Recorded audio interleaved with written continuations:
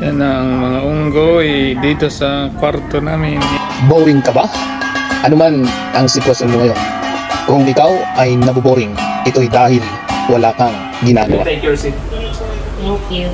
Good afternoon, sir. First of all, thank you for letting me in and for accepting my invitation and short interview about teacher who teaches abroad or has taught outside the country.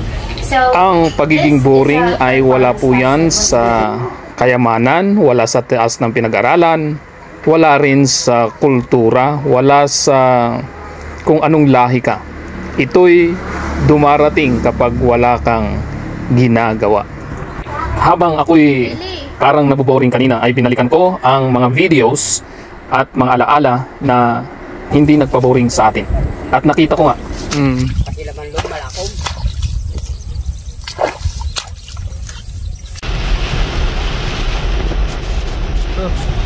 kapag ang buhay mo ay punong-puno ng mga activity sa araw na yon, ay wala kang boring. At hindi na mahalaga yung nakaraan, kundi yung ngayon. Kaya nga yung video na pinapanood ko ay wala na yon. Ang mahalaga ay yung ginagawa ko ngayon. At paano ko ginawang hindi boring ang araw ko ngayon, yung oras ko. Ako'y gumawa ng isang video na i-upload natin sa channel Moto na magpapaalaala sa atin kung paano natin maiwasan ang pagkaboring. At maiwasan natin ito sa pamamagitan ng pagiging abala sa ating ginagawa. Yun bang mag-isip ka ng mga bagay na magiging abala ka upang maiwasan mo yung pagiging boring. Saan ka pa? Lakas ni Seth. Tingin dito. Balik. Kaya kapag naisip mo na ikaw ay boring na, kumilos ka na agad, gumawa ka ng mga bagay na gustong-gusto mong gawin na magpapa-active sa iyong katawan. Pwedeng sumayaw, pwedeng maglaro, pwedeng magbasa, o ano man. Pero mas maganda yung kapaki-pakibanabang ang iyong gagawin. At tiyak, ikaw ay magiging masaya, magiging komportable ka, at bukas ulit, ikaw ay magiging determinado na magawa pa ang masigit kaysa sa ginagawa mo ngayon. Sing sana, sing. Isa sa paraan para maging produktibo at hindi ka boring ay iba't iba ang iyong gagawin sa maghapon. Kompleto. Kung kaya mong may spiritual na bagay, may social, may physical, may mental, at maging ang ating health ay dapat nating papangalagaan. At pag nagawa mo yun araw-araw, tiyak, ikaw ay magiging masaya araw-araw. Walang boring time. Sapagkat lahat yun ay bubuo ng iyong pagkatao. At mapapansin mo, taon-taon yan ay mayroong development sa buhay mo.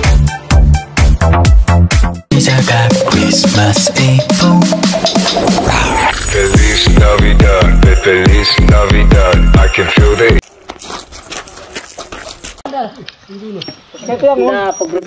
Alalahanin mo ang buhay mo 1 year ago, 2 years ago. Tingnan mo, ang nagpasaya sa iyo ay yung mga bagay na aktibo ka araw-araw. Hindi yung wala kang ginagawa. Hindi yung dahil nakatapos ka na sa pag-aaral, wala ka nang gagawin. Hindi yung dahil mapera ka na, ay nakaupo ka na lang. Hindi po. Ang nagpapasaya sa iyo, Ito po ang bakang ibinababa. at nagiging produktibo ang buhay mo ay yung mga bagay na may mga pinuntahan kang mga malalayong lugar, mayroon kang ginawa sa araw na yon, at yun bang hindi mo makakalimutan yung ginawa mo. Katulad yung mga karanasan natin na pag-akyat sa bundok upang ipababa ang ating mga baka, ay talagang hindi natin nakakalimutan yon. Yan ang mga tagahila. At itong mga video na ito ay paalaala sa akin na ngayong araw na ito gagawa ulit ako ng sarili kong karanasan. Yan si Mrs. Baba! Baba na tayo, baba. Dahan-dahan na. Maibibidyo yung pagkabagsak nyo pag hindi kayo mag-ingat. Uy! Para nag-video para may edit. Para hindi ako mabuburing. At bukas ganun na naman. Araw-araw kasi dapat tayong maging aktibo. Sapagkat ang nakaraan ay alaala na lang. Ang mahalaga ay kung ano ang ginagawa ko ngayon. Kaya yung ginagawa kong pag-share ng video ito, ang layunin ko dito ay maging aktibo ako at pilitin kong ikaw din na nanonood na yun. Pagkatapos mong panoorin ang video ito, sikapin mo na ikaw ay maging aktibo na. Anong oras man ngayon na pinapanood mo, pwedeng umaga, tanghali o gabi.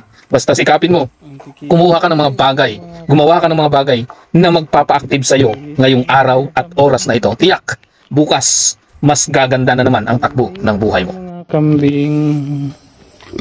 Oh. Ang kikinis niya, no? Maganda ng mga balay. Ang isang bata, masaya po ako nakibahagi dito ngayon sa Global Children's Day ngayong taon. Kaya't ultimong yung pagpasyal natin sa bukid, humanap tayo ng mga binibiling mga baka, mga kalabaw, at mga kambing. Ayun yung talagang malaki ang natutunan ko kung paano tayo makipag-usap sa mga tao, sa mga may-ari nito, at kung paano rin tayo makakatawad para tayo ay hindi malulugi at tayo ay kikita. Lahat yun ay hindi ko makakalimutan sa buhay ko, maging yung pamamasyal sa iba't ibang mga lugar na marami tayong iba't ibang nakikita at natututunan, ay hindi mo talaga kailangan gumastos ng malaki. Kung anong nandyan at yung kakayanan mo, doon ka na. At tiyak, hindi ka mabuburing basta gawin mo yung pinakamagandang magagawa mo. Makikita mo ang mga bakang pilay, mga kambing na pinapakain. Lahat yan ay nagtuturo sa akin upang maging mas mabuting tao. At the same time, hindi ako nagiging boring sa aking ginagawa araw-araw. At kaya ang ating mga anak ay tinuturuan din natin na maging abala sa kanilang ginagawa araw-araw at maging produktibo.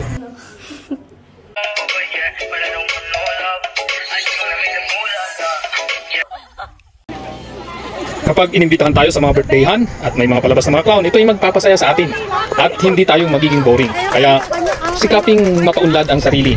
Gawin ang pinakamaganda sa araw-araw.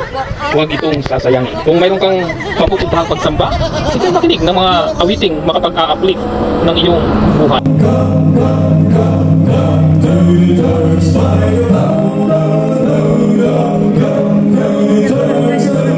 Basta, tandaan mo, maging aktibo ka sa bawat sandali. Huwag mong sayangin ang oras mo sapagkat yung oras mo na sinasayang mo dahil nabuboring ka ay hindi na yan maibabalik. Pagsisisihan mo bukas yan. Kasi nga, ang buhay pag lumipas wala ng silbi. Hindi sa haba ng buhay ang measurement ng kahalagahan ng tao, kundi kung ano yung ginagawa mo araw-araw. Hindi na mahalaga yung kahapon. Ang mahalaga ay yung ngayon, ano ang iyong ginagawa. Pala na to. Oh, ganda ng tubig. Yan, ganda. Ganda ng... Ikaw ay kumuha ng makakain, masarap na pagkain, na ito'y magpapalusog din sa'yo para ikaw ay maging aktibo. O baka naman, ang kailangan mo ay kapayapaan. Pwede kang umawit o makinig ng isang religious song.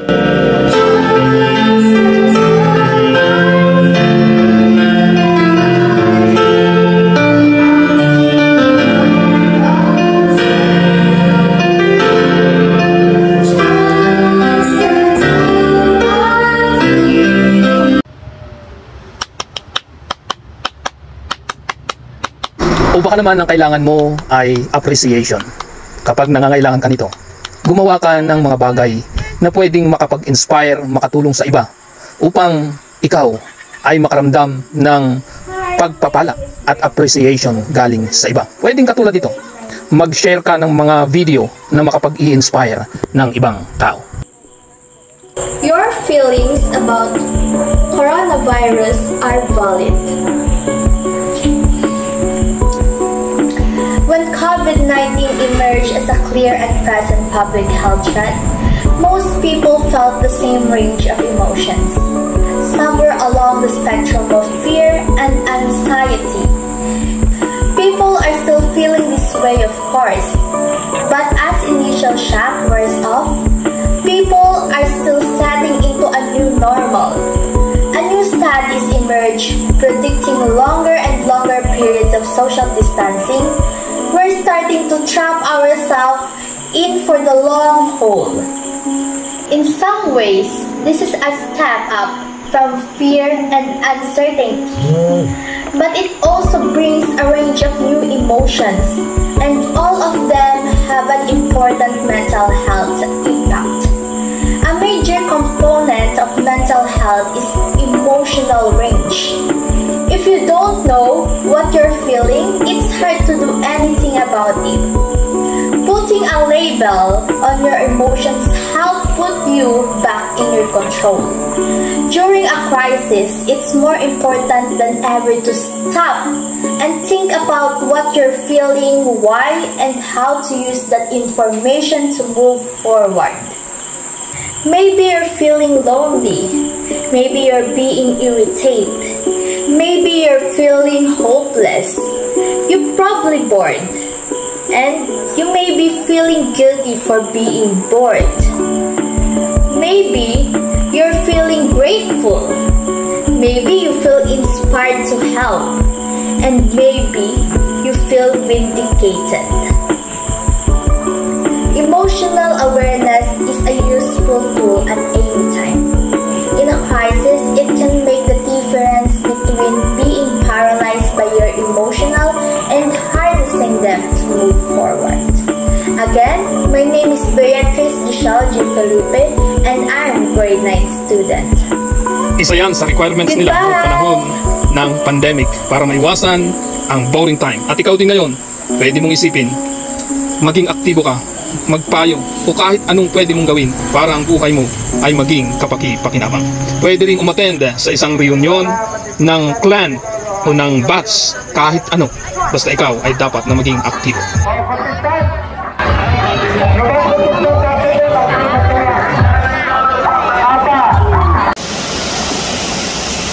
Isa rin sa magandang gawin kapag ikaw ay boring, lalo na kung mahaba ang oras na ikaw ay naboboring, ay mamasyal sa isang tourist spot na makapag-e-energize sa'yo. Oh, yan ang aming pagkain. Kinilaw. Sarap. Bodol fight.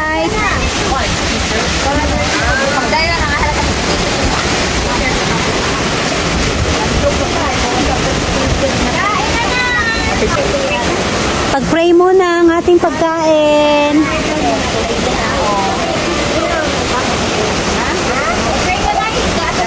Pwede rin mag-alaga ng hayop sa iyong bakuran o sa bukid para ikaw ay malibangan. Pwede rin maligo sa isang swimming pool. Lahat yan ay mga paraan para ikaw ay malibang at hindi ka maboring. Dito kami sa Masagana Resort, Morta.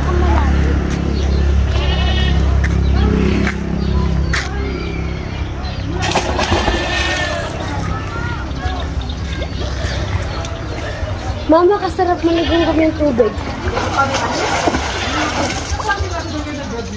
Hindi ka lalamigin, mahawakan mo. Ha?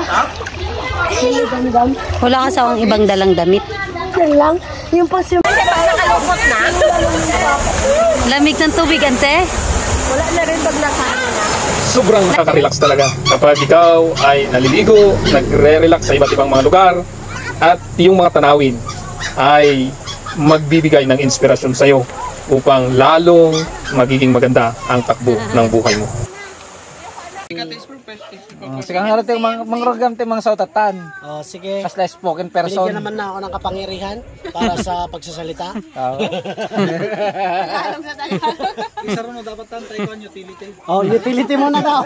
Tagalinis. Siyempre, mukhang ni Regan. Siyempre, si Kati ko yun Nakamirit na nga ito. Aginaw ka tata, brad. Nabagay para luto kayo. Aginaw. Present ka dyan yung trabaho. Sobra ding nakakalibang kapag makasama mo yung mga taong hindi mo nakasama ng matagal. Katulad ito, mga estudyante ko ito nung mga elementary sila. At ilang taon din kaming hindi nagkita at nagsama-sama. At ngayon, salamat kay Pinsan Albert at pinagsama-sama niya kami. Siya ang nag-initiate para magkaroon ng interim reunion. Mga chicken, pinapakain namin ng mga gulay, upo, kalabasa, kamatis, sitaw, para sila ay malulusog at Kung hindi ka pa nakapili sa mga halimbawa natin para hindi tayo maboring, pwede ring mag-alaga ng mga manok kung ito ay iyong passion.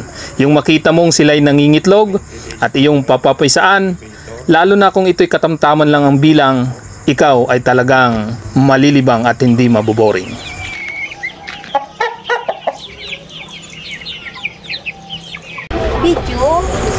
Pwede ring umakyat ka sa may puno, katulad dito sa amin, puno ng bignay, at ikaw ay mamitas, at ito yung kakainin, masustansya na, nalibang ka pa.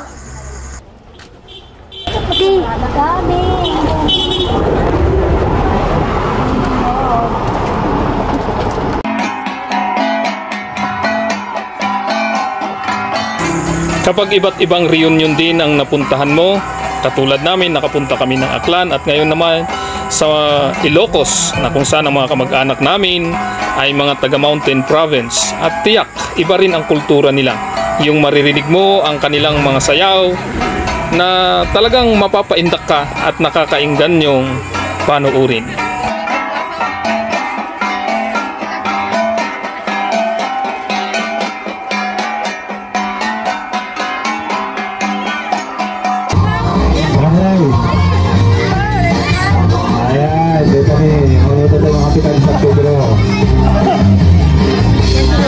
May sumabay. Dado nila putusan si Naglaok-laok.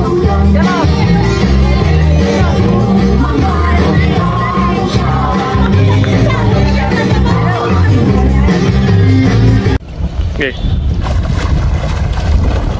Kahit ulit-ulit ang iyong ginagawa, basta ikaw ay nag-i-enjoy, katulad ng ating paliligo sa iba't ibang mga ilog.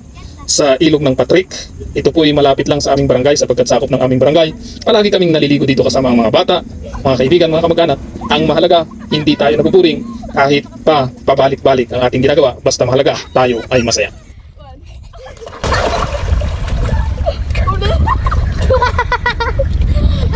Isa pa sa pinakamagandang ginagawa ko upang hindi tayo maburing ay mag-isip ng mga bagay na unique at pwede nating pagkakakitaan pa, katulad ng ating pagtayo ng Barugante Restaurant.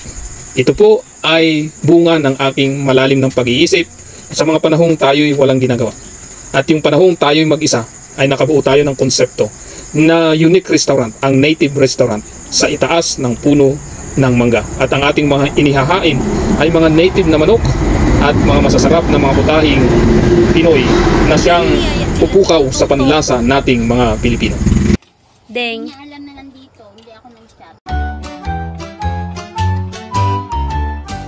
Ang ating mga konduktor.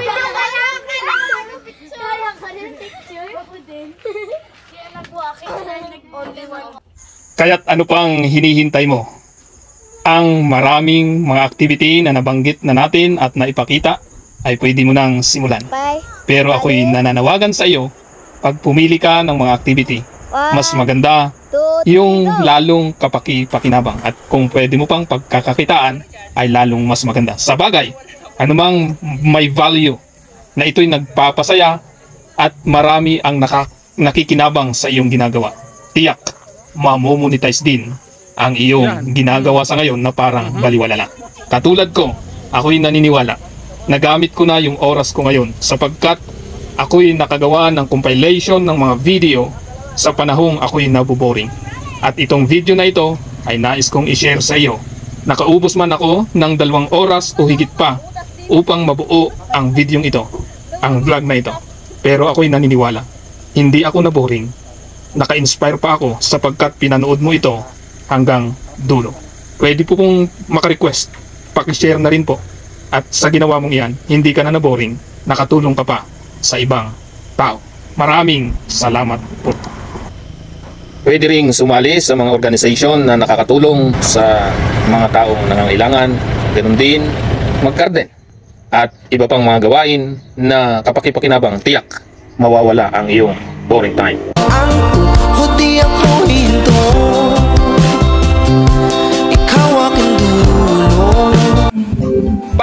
Paano nagsimula yung text? Nagsimula po sa mga pinsan po namin na nakapag-asawa po. Taga rito. Tapos siya nang unang nag-message sa'yo. Kung nabitin ka pa sa ating sinare, ay pwede mong buksan din ang iba pa nating mga video na atin na pong na-share. Marami na po na tayong na-share at lahat po yun ay puro mga inspirational video na katulad nito. Kung ikaw din ay nais magkaroon ng mga inspiration na pwede mong i-share, pwede ka na rin magtayo ng iyong sariling channel.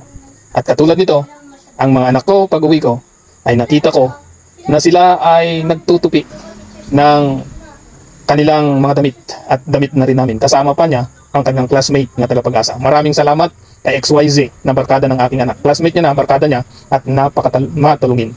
Tara po, kain tayo, enjoy natin ang ating buhay.